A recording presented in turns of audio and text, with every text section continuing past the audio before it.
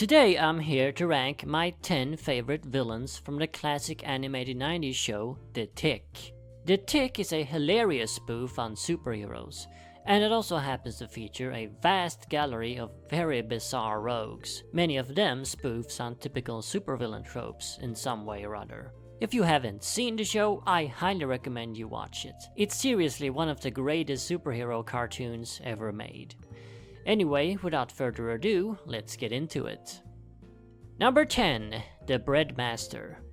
The Breadmaster is a hilarious spoof on villains with silly gimmicks. The Breadmaster's gimmick? Bakery.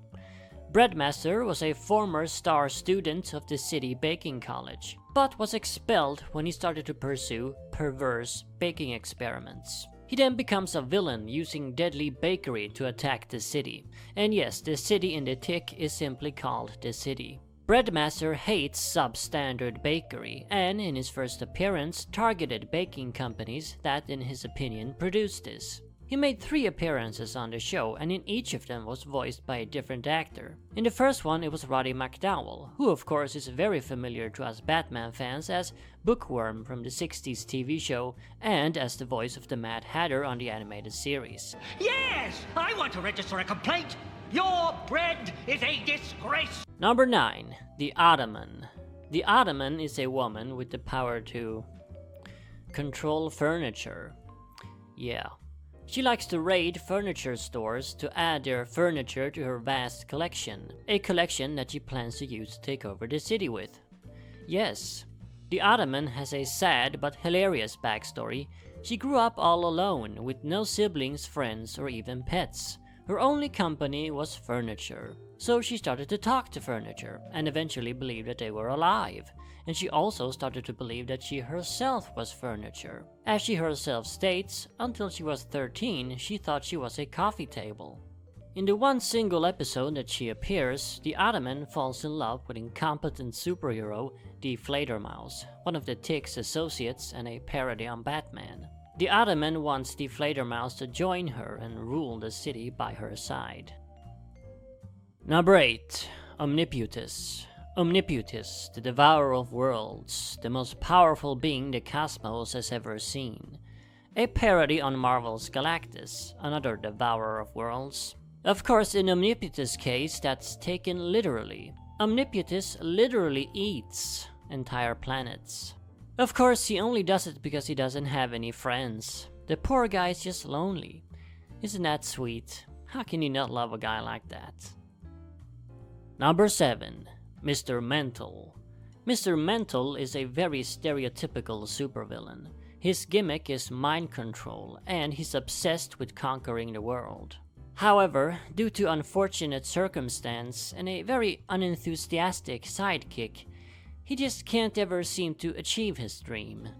That's what's so fun about Mr. Mantle, his constant failures and how passionate he is about ruling the world. You almost feel sorry for the poor bastard. The Tick took a very basic concept and made it incredibly entertaining. You know what I miss? I miss the old days when I'd think up a sinister scheme for world domination and you'd show a little emotional support. Number 6. The Deadly Bulb. The Deadly Bulb is a light bulb themed villain. And before you laugh, light can actually be very powerful. Like, for example, blinding someone with very bright light or taking away an entire city's light. See, it's an actual power. Of course, the only reason this guy chose light bulbs as his gimmick and power is because he wants to divert away attention from the fact that his one leg is a pig. That's right, his one leg is a pig. The poor guy has been bullied over it all his life and been called pig leg. Well, he's pig leg no more. He's the Deadly Bulb, and he's gonna show all these assholes that he ain't to be messed with. Number 5. The Mad Midnight Bomber what bombs at midnight. The Mad Midnight Bomber what bombs at midnight is a wannabe supervillain. To prove himself in the supervillain community, he's come up with the perfect scheme. Blow up the Comet Club, the nightclub all the heroes hang out at. And Well, I think it's better if I just show you a clip of the guy. Yeah, baby, I want to be bad. I said, sure some space ponies. I'm making gravy without the lumps. Yeah. Number 4. The Idea Men. The Idea Men are the very first villains the Tick fights on the show. They're a group of criminals who commit high-stakes crime, like robbing banks or holding the city dam hostage. They all wear identical suits and masks, brandish Tommy guns, and fly around in zeppelins. How is that not cool? The gag with the group is that because of their masks, no one can understand what they're saying. What? I'm sorry, we didn't get that. That's pretty realistic actually. Something that comics never seem to get is that if you wear a full face mask, not only are you gonna have a hard time seeing, you're also gonna have a hard time being understood. The Idea Men also have possibly the greatest villain motivation ever. Well, we thought we'd steal a lot of money, and then we'd be rich, and we wouldn't have to work anymore. Number 3. Brainchild. Charles, aka the Brainchild, is a little kid with a massive brain and a genius-level intellect. In fact, he's so smart, he created his very own particle accelerator while still in kindergarten, and mastered quantum physics before he could even walk. If only he used his genius for good though. Sadly, Brainchild is instead quite evil. Very evil, in fact. Extremely evil, even. He's even proud of how evil he is, and revels in his evilness. I think it's a pretty safe bet to say that Brainchild is the most dangerous member of the Tick Rogues Gallery. In his first episode, he tries to smash the moon into the earth, and in his second, he transforms the Tick into a tiny, two-headed bird that can only speak French. There's nothing he can't do with his wacky inventions, and all this from a little kid. I dread the day he grows up. Number 2. The Terror. The Terror is an old man, the very first supervillain in the city. He's shown being active as early as 1903 and quickly rose to become the most dangerous criminal the world had ever seen.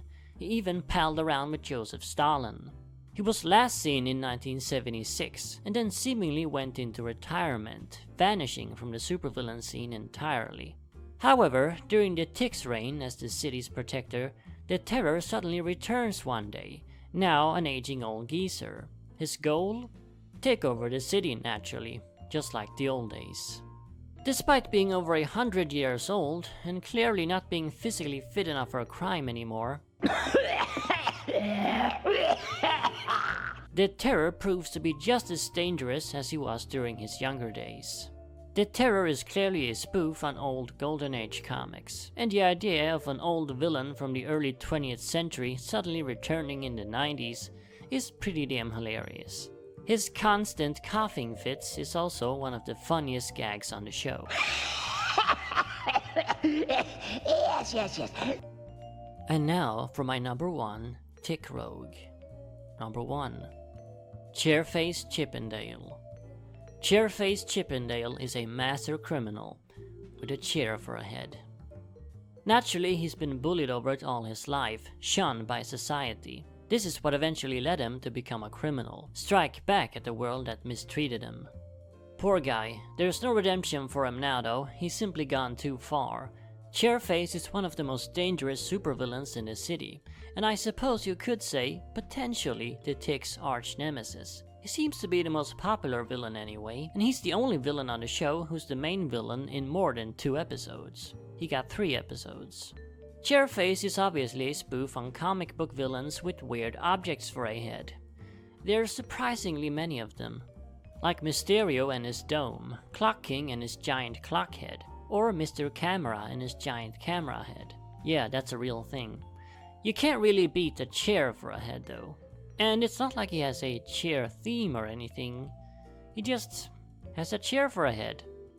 That alone is enough to put him as your number 1. How could anyone possibly not love a character that has a chair for a head for no reason whatsoever? Plus, he's voiced by Tony Jay with his legendary deep villain voice. This must be the part where I reveal my sinister plot. And in his first episode, he tried to write his name on the moon, but only got 3 letters before the tick stopped him. And this remained throughout the entire show. The moon said "Che." Now that is dedication to continuity. And there you have it, my top 10 The Tick villains from the classic 90s cartoon show. If you didn't want to watch the show before, I know you will now. And as always, remember, Arkham Asylum awaits you in the next video.